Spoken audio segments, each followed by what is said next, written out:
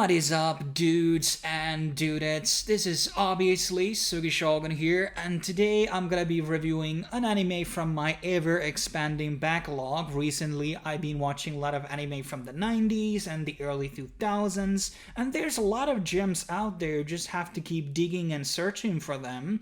But in the modern seasons even, there's a lot of good shows that everybody's talking about, but there's always like maybe one show per season which kind of goes unnoticed and nobody's really talking about it.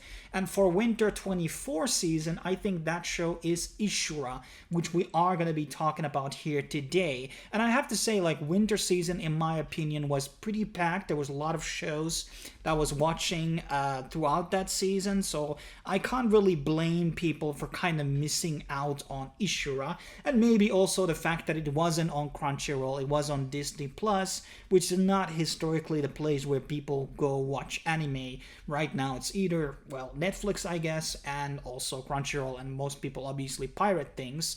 But fundamentally, from the people who are paying for these services, not a lot of Disney Plus shows really get that much highlight, to be honest. And Ishura is actually kind of interesting title, so I guess I should probably explain a bit about the premise. So the premise revolves around the idea of this demon king which has been vanquished, and that's very, let's just say, this is a very modern storyline that you keep hearing almost every single anime season. And luckily, it's not really the focal point here, it's kind of like the building block of the premise of this show. And now there's a power vacuum in this world, and there are these people which are kind of, addressed as Shuras, which are these people who are more like akin to a demigod, people who have these amazing, almost godlike powers. And these people are basically pitted against each other. No, it's not like a battle royale series. It's more akin to Basilisk, which we have, I believe, reviewed on the channel. And Basilisk was this sort of like a ninja show. You had two factions which had these special ninjas with special powers, and basically they were trying to kill each other out. And then there was like this political intrigue on the backgrounds, and Ishura is kind of similar, but you have like two different kingdoms which are going into war basically in this 12 episode anime, and then you have these Ishuras which are kind of forcefully thrown in to this conflict, and some of them are mercenaries, and then they get to basically fight each other. But it's not like a traditional battle royale style of a show, in my opinion, because there is that political conflict on the background which is being explored in this setting. And also inside the actual world, there's world building, like they kind of explain about the races of the world, and where did the Demon King actually happen, where did the hero go who defeated the Demon King. There's a lot of questions which are not inherently being answered inside the series. So there's a lot of like intrigue, and it's just not just about the fighting. And it's just, and also in the same vein, you have like a couple of things come into my mind, like the 12th Zodiac thing, which aired like a couple of years ago, and Akame ga Kill, where all the characters are in this sort of a battle royale setting, and everybody basically dies except one person. And this is not one of those things, thank God, because that's extremely bland writing, in my opinion, this whole survival thing, because it's just like, towards the end, it's just like the story collapses because it becomes too predictable.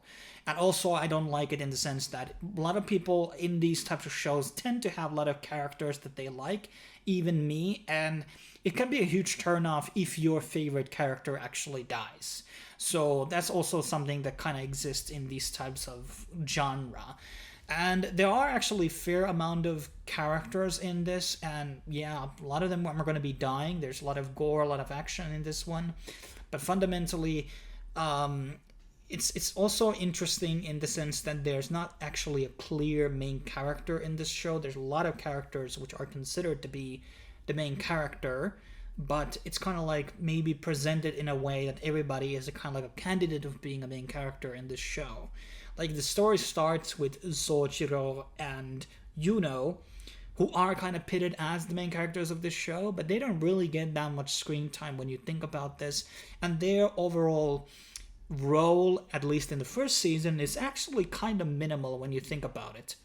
And it also is incorporating this sort of a weird isekai thing where like certain people of these issues are actually from some weird strange worlds. Like it's alluded that they have been teleported, that they didn't travel, that just they kind of teleported away from there, and that's kind of like the thing. And it's kind of like playing around a lot more with the isekai setting in that sense, because I think we talked about this on my last review on Solo Leveling, where I very much criticized the idea how these isekai series are basically built up. But here we are seeing so much of mixture between genres, and we're seeing a bit of a mixture also of not really doing the most, like the synopsis when you read it, it's the most generic shit ever. But when you actually go watch this anime, it's not exactly like anything else before. Yes, I mean, this sort of a gore-ish look into the world and the savage aspect of fighting and people dying, like, you can see that, and that's something that has existed in a lot of modern anime. I think people try to elevate the stakes and get more edgier, include rape scenes and all this other disturbing stuff, I guess, to make it more shock value. But luckily, I think there is something more beyond the shock value they're going to be seeing in this series, that there's something of like actual good character development, good background stories for the characters. I think a lot of the main characters that get spent around on this story are design-wise unique, and their backstories are also interesting. Well, for the ones that we get to actually see them, not everybody had the equal, screen time or, the time around the sun, so to speak. So there were characters maybe that could have been flushed out more, but based on how the story is going to revolve in the second season, which has been confirmed, I think there's going to be a flux of new characters that are going to be introduced. So that's making it very dynamically a bit more different of a show compared to a lot of the things that we have seen in the past. But I don't know how the season 2 is going to be developing. Is it just going to be some weird tournament arc and everybody's going to die? Like, I don't know. And it can go really, really wrong, or it can go really, really well. But I'm really, really, really thinking about it right now, how it's going to be evolving here. I think there's good setups to basically have a great story onwards, or it can totally fall apart. Now, in terms of the other things in the thing, like we discussed, the character designs are really nice. I liked some of the characters. Animation-wise, I think, Passione did a pretty good job here. I don't really have anything to complain about. Yes, there was the use of 3D, and it's just really weird that sometimes that they do 2D always on the humans, but the minute that there's like animals or skeletons, you always have to go 3D. It's like somehow that these people forgot how to basically draw animals on 2D or something like that. So some of the wyvern stuff kind of looked bad, I'm not gonna lie, but and maybe the dragon also, and what's the third episode or something, that wasn't very impressive. But it's minor details. It doesn't break my immersion or anything like that, so I don't really care. The OST, I think, very forgettable, but there are tracks which reminded me a lot of Dune, and the story does take place on this sort of desert region between a couple of different capital cities and their respective people.